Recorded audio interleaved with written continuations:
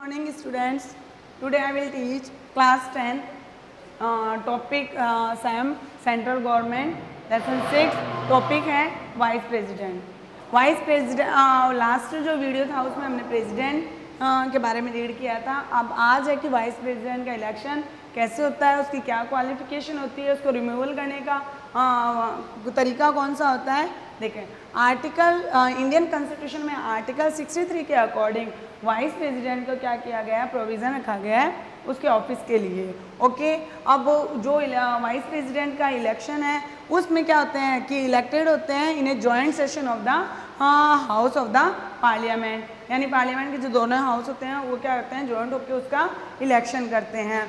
अब जो और इलेक्शन के लिए वही सिंगल ट्रांसफरेबल वोट सिस्टम होगा, सीक्रेट बैलेट होगा, तो उसके अकॉर्डिंग क्या होता है, वाइस प्रेसिडेंट का इलेक्शन कंप्लीट होता है। वाइस प्रेसिडेंट की जो क्वालिफिकेशन है उसमें वो क्या होना चाहिए, फर्स्ट तो सबकी सेम है कि सिटीज़न ऑफ इंडिया, वो इंडिया का सिटीज़न होना चाहिए।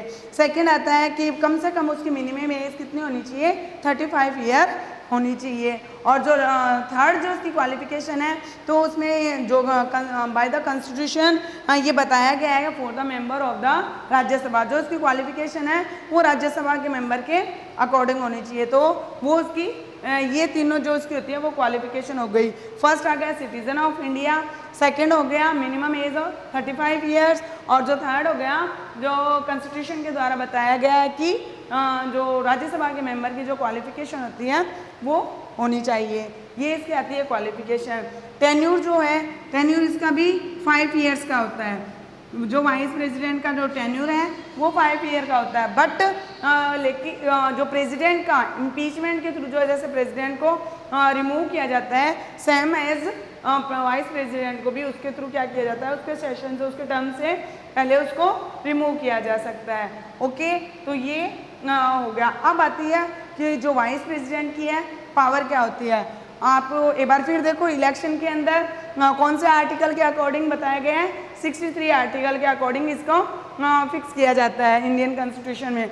और जो इसका इलेक्शन है वो joint session of the both house of the parliament. Okay, and next इसकी जो क्वालिफिकेशन आती है, 3 क्वालिफिकेशन हो गई उसकी। कौन कौन सी, इंडिया का सिटीजन होना चाहिए, मिनिमम एज 35 होनी चाहिए, और इसकी क्वालिफिकेशन मेंबर ऑफ राज्यसभा के अकॉर्डिंग होनी चाहिए। ठीक है, और जो उसको रिमूवल करने का जो प्रोसेस है वो सेम एज प्रेसिडेंट के जैसे है। प्रेसिडेंट को जो लास्ट वीडियो में हमने एक्सप्लेन किया था, प्रेसिडेंट को इम्पीचमेंट के थ्रू क्या किया जाता है, रिमूव किया जाता है। तो सेम एज वाइस प्रेसिडेंट को भी उसी प्रोसेस से रिमूव किया जाएगा। अब जो नेक्स्ट है पावर कि वाइस प्रेसिडेंट की पावर क्या है, तो सबसे पहले उसकी पावर होती है कि ex officio of the Rajya Sabha. ठीक है, यानी वो जो वाइस प्रेसिडेंट होता है वो राज्यसभा का चेयरमैन होता है, एक्स ऑफिशियो चेयरमैन होता है। नेक्स्ट, अब जो वाइस प्रेसिडेंट होता है उसको वोट देने का राइट नहीं होता। बट अगर क्या हो जाता है कि किसी के फेवर या डिसफेवर के अंदर, मान लो कोई पर्टिकुलर सब्जेक्ट के ऊपर अगर कोई ऐसे बात हो जाती है, तो जो वाइस प्रेसिडेंट है उसको क्या है, डिसिव वोट देने का राइट दिया गया है। ओके, और ये इसकी सबसे इम्पोर्टेंट फंक्शन माना जाता है। किसका, वाइस प्रेसिडेंट का। कौन सा फंक्शन सबसे इम्पोर्टेंट है, डिसिव वोट का। ओके, तो ये इसका सबसे इम्पोर्टेंट फंक्शन माना जाता है। तो फर्स्ट इसकी पावर क्या होगी,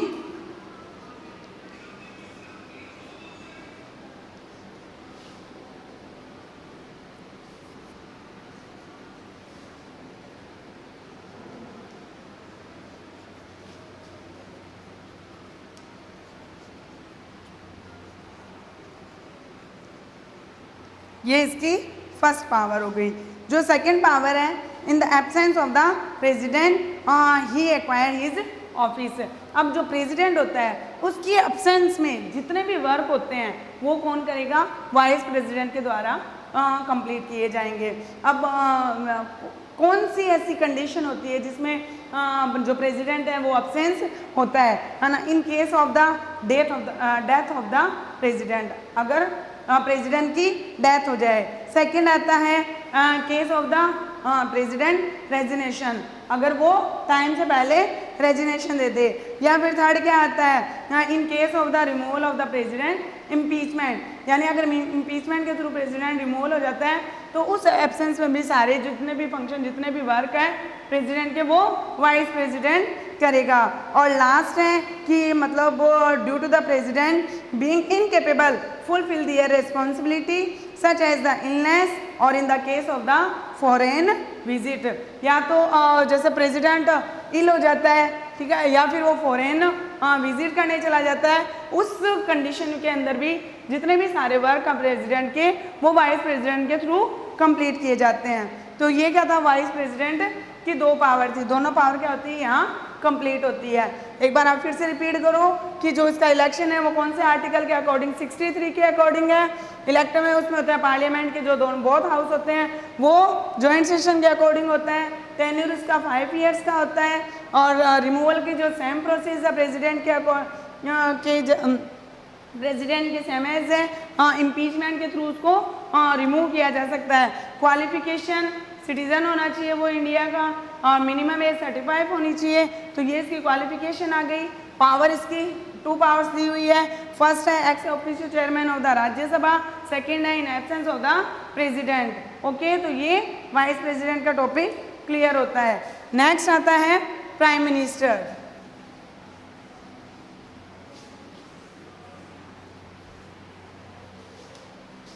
नेक्स्ट आता है आपका प्राइम मिनिस्टर।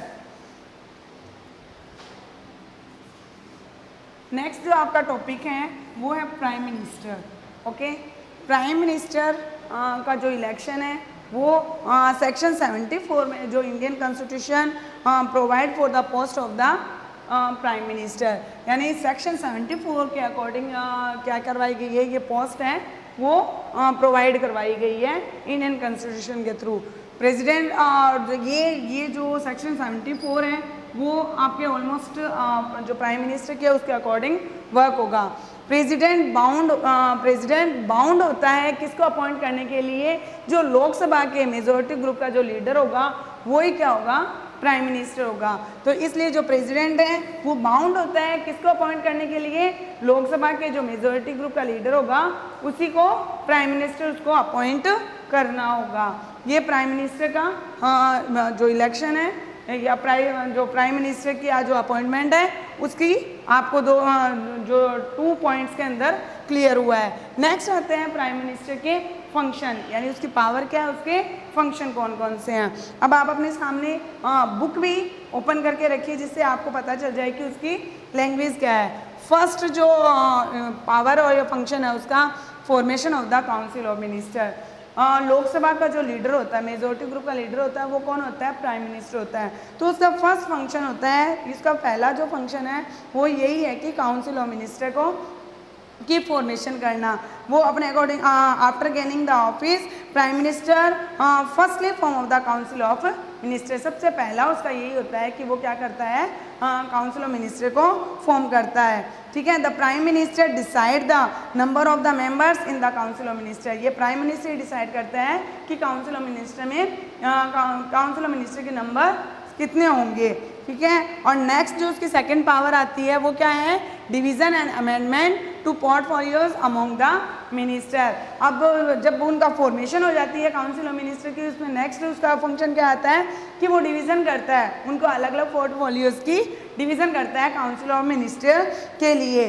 ठीक है, नेक्स्ट जो थर्ड उसकी पावर है वो क्या है, directing the functioning of the council of minister. जो प्राइम मिनिस्टर है वो किस किस के ऊपर कौन से सब्जेक्ट है, मान लो कि मीटिंग करता है, जो काउंसिल ऑफ मिनिस्टर की जो मीटिंग होती है उनमें किस टॉपिक पे या किस सब्जेक्ट के ऊपर मीटिंग होगी, ये उसके ऊपर डिपेंड करता है या एजेंडा के ऊपर डिपेंड करता है।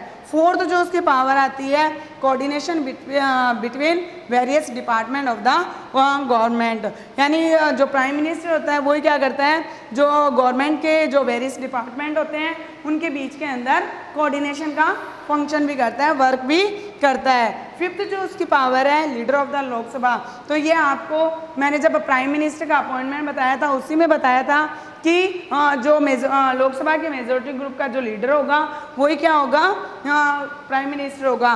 तो डेफिनेटली वो क्या होगा, लोकसभा का लीडर है प्राइम मिनिस्टर, और जितने भी काउंसिल ऑफ मिनिस्टर जो हैं वो वर्क करेंगे वो किसके अकॉर्डिंग करेंगे, प्राइम मिनिस्टर के अकॉर्डिंग वर्क करेंगे।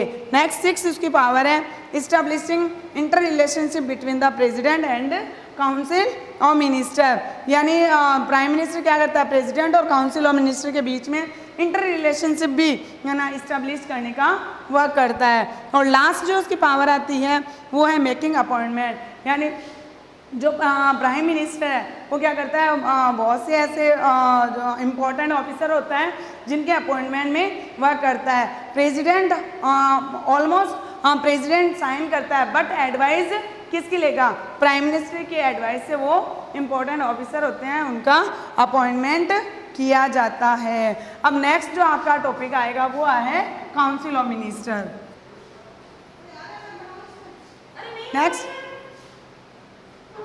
नेक्स्ट आपका टॉपिक है council of minister. Council of minister की फॉर्मेशन में फर्स्ट आपका पॉइंट है appointment of the prime minister. आप नेक्स्ट आप अपने सामने बुक ओपन करके रखिए, उसमें बुक में आप रीड करिए। First appointment of the prime minister according to section 75 of the constitution the president appoint the prime minister and the other minister are appoint as the per advice of the prime minister. Okay, यानी prime minister के advice के ऊपर president क्या करता है, council of minister को appoint करता है। According to the section of the president appoint the prime minister, यानी कॉन्स्टिट्यूशन जो के अकॉर्डिंग क्या करता है, जो प्रेसिडेंट है वो अपॉइंट करता है किसको, प्राइम मिनिस्टर को। सेकंड आपका जो फंक्शन है, जो इसकी फॉर्मेशन का जो पॉइंट है, appointment of the minister of by the prime minister in contains two the appointment of the minister, the constitution provide that the president appoint these minister on the basis of the advice by the prime minister, यानी prime minister के advice के ऊपर वो उनको क्या करता है, appoint करता है। थर्ड जो फॉर्मेशन का पॉइंट है distribution of the portfolios among the minister. अब वो क्या किए जाते हैं, डिस्ट्रीब्यूशन किए जाते हैं अलग अलग पोर्टफोलियोज के अंदर, अलग अलग मिनिस्टर को अलग अलग पोर्टफोलियोज के अंदर उसका डिस्ट्रीब्यूशन किया जाता है। After the formation of the council minister के फॉर्मेशन होने के बाद में नेक्स्ट जो वर्क होता है वो क्या होता है, सबसे इम्पोर्टेंट वर्क है distribution of the portfolios.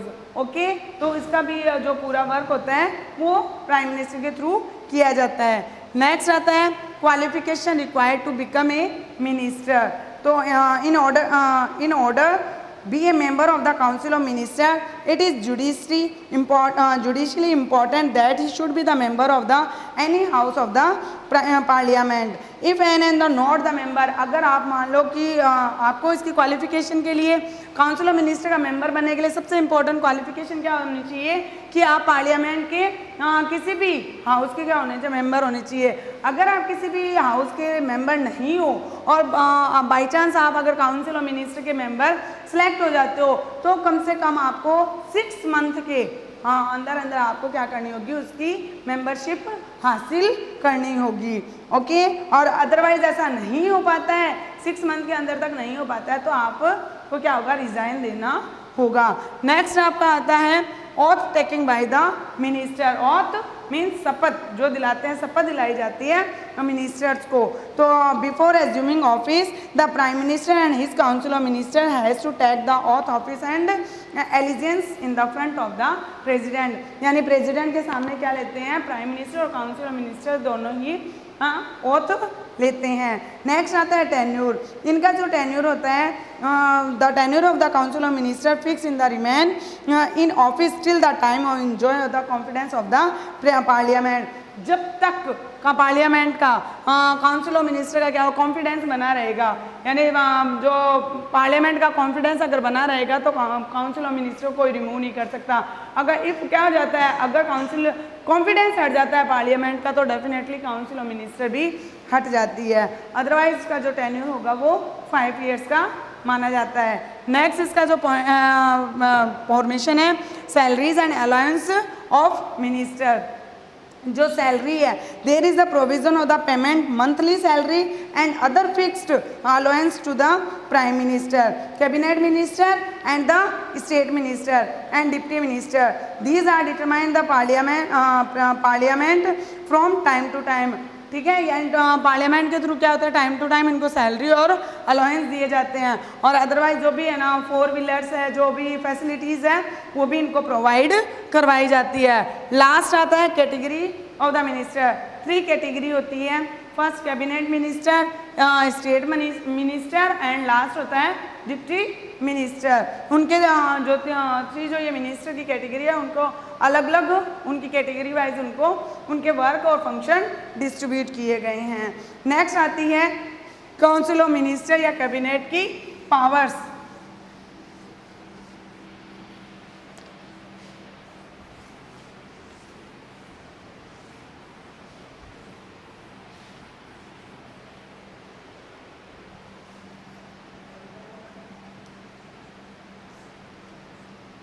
Next आती है पावर. फर्स्ट जो पावर है वो है formation of the national policy.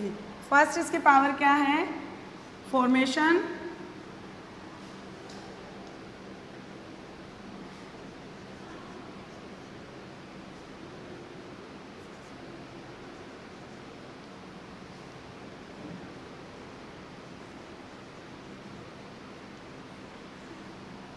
First इसकी पावर है formation of the national policy. The most important function of the cabinet council of minister is formation of the national policy. It decide about that time the policy of the which would be the adopt for administration by the various government departments within the country and about the foreign policy of the government regarding other country. Next जो second इसकी power है control upon formation of the laws.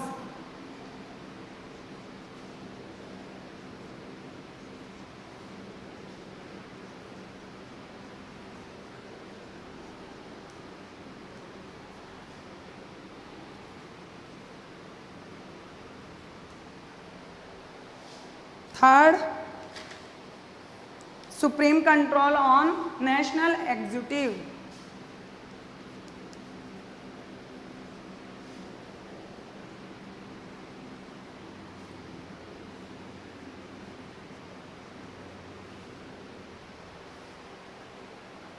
Supreme control on national executive.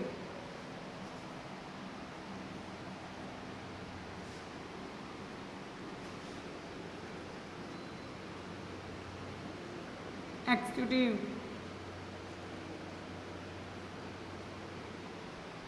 Fourth आती है financial power.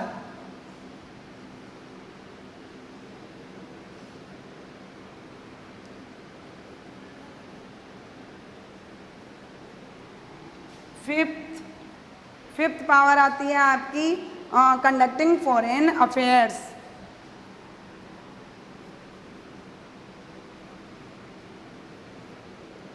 foreign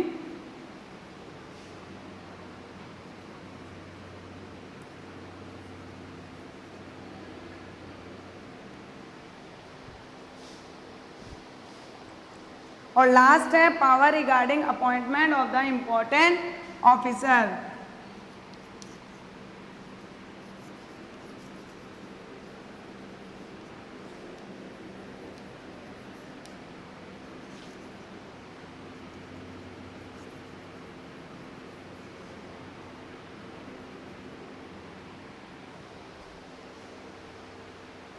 important.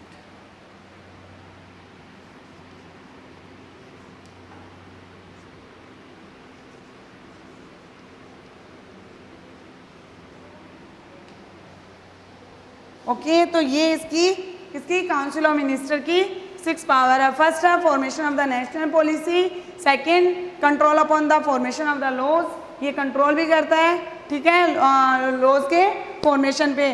Third इसकी power है supreme control of the national executive. National executive के ऊपर भी ये क्या करता है, इसका सुप्रीम कंट्रोल होता है. फोर्थ इसकी आती है पावर फाइनेंशियल पावर होती है. फिफ्थ है कंडक्टिंग फॉरेन अफेयर्स, ये जितने भी फॉरेन अफेयर्स होते हैं उनको कंडक्ट करते हैं। और सिक्स है appointment of the important officers, ये क्या करता है, इंपॉर्टेंट जो भी ऑफिसर होते हैं उनको अपॉइंट करने का भी इसके पास राइट होता है ये, ठीक है। तो ये इसकी काउंसिल ऑफ मिनिस्टर की पावर कंप्लीट होती है। नेक्स्ट जो आपका वीडियो होगा उसमें लास्ट इस लेसन का टॉपिक है supreme court, formation of the supreme court, उसको हम क्लियर करेंगे। तो today's your homework,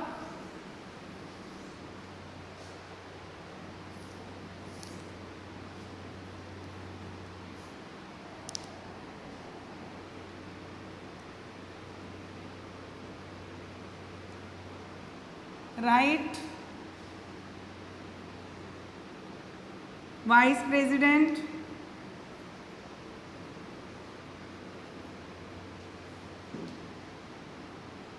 prime minister and council of minister.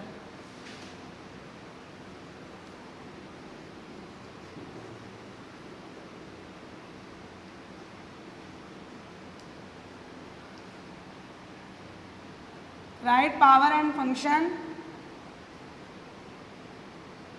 right power and function vice president, prime minister and council of minister in Fair Note book. Okay, thank you.